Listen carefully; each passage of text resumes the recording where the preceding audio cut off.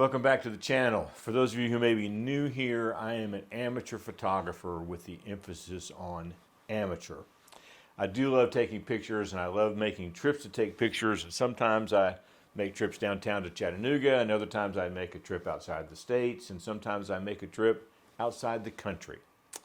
In March, I made a trip to Assisi, Italy that had been imagined in my mind for over 6 years. And as I have mentioned before on this channel, I am writing a book, and I needed to see Assisi for myself one more time. Maybe one more time still. I needed to soak it into the very spirit of my being for the purpose of this book. And so I spent time just sitting and thinking and praying and waiting in places like the Basilica of St. Francis, the Basilica of Santa Maria above the Angels, the Basilica of St. Clare, the Church of San Damiano, the Cathedral of St. Rufino, and others. And I walked along the narrow, very narrow stone streets of Assisi from one end to the other. Now, you have to understand Assisi is a hill town and there are no level streets. Everything is either going up or it's coming down. And it felt like most of it was almost always going up. Along the way, I began to notice the doorways in these out-of-the-way spots that weren't along the paths of where tourists were going. And it slowly dawned on me that no two doors were ever the same. One of the most famous is an Instagrammable spot between my hotel, which was the Hotel Giotto, and the Basilica of St. Francis. Now, there are many streets that meet up at the intersection of a Y, where two streets converge to become one, and almost every one of them has a store or a hotel entrance that is in that intersection. But this is the only one decorated in such a way to become such a photographed location. Everybody has to have their picture taken here when they go to Assisi. And as you can see from this picture, it is quite beautiful. Other doors I discovered were the entrances to churches. They can be massive and intricate all at the same time. Some I only photographed from a distance, and I really wish I had taken the time to think about getting them in a more detailed photograph for this series while I was there. As I made my way through the streets of Assisi, I had all but abandoned carrying my Canon R6 Mark II. Practically none of the churches I went into allowed camera photography. Most didn't even allow mobile phone photography. But as tours came through, they all got out their phones and started snapping away. And I'm ashamed to say, sort of, I did the same. I set my iPhone 14 Pro Max up to shoot in Apple RAW to get the most detail in the image as possible and to make it easier to edit.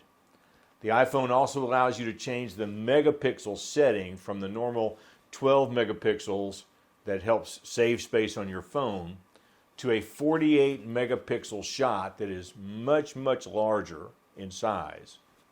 But it's also much, much easier to edit.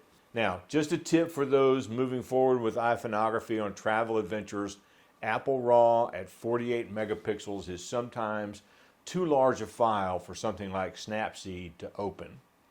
When I wanted to share an image immediately, I needed to pull it into Lightroom Mobile. Lightroom Mobile is made to process these images and in reality do it much better than Snapseed anyway. Another tip I might share as well is the fact that I wanted to ultimately edit these images on my computer in Lightroom Classic. And that meant I had to get those images off my phone and onto my hard drive. I bought an SD card reader for the iPhone and attempted to transfer them at the end of each day, but it was just a very, very slow, tedious process. And ultimately, I wound up using the hotel Wi-Fi to upload all of the images to a folder in my Google Drive and then downloading them when I got home. Now, I'm sure there's a much better way to do that, but I found that doing that transfer daily meant things went much faster for me at the time. And I probably could have connected my iPhone to the computer when I got home and transferred them all much faster. But I also wanted those images backed up somewhere in case my phone broke, as it did when I was in Oxford, or was stolen. Anyway, Here are the images of just some of the doors in Assisi. When I go back, and I do plan to go back, I plan to take a full day just to do nothing but photograph doors. There are rarely any two doors that look alike. I hope you enjoyed viewing these images as much as I enjoyed making them. And as always, we will see you next time.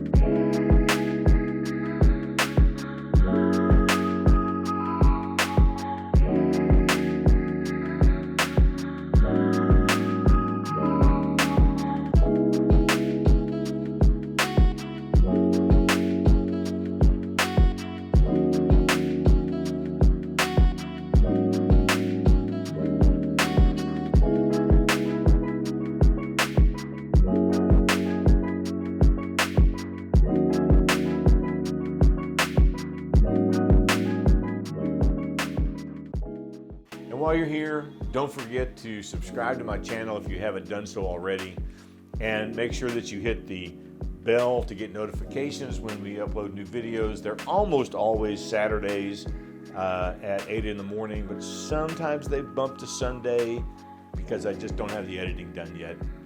And make sure also that you hit the like button down below. That helps YouTube pick up the algorithm and share it out more to other people. All of those things help me out a lot. Thank you very much.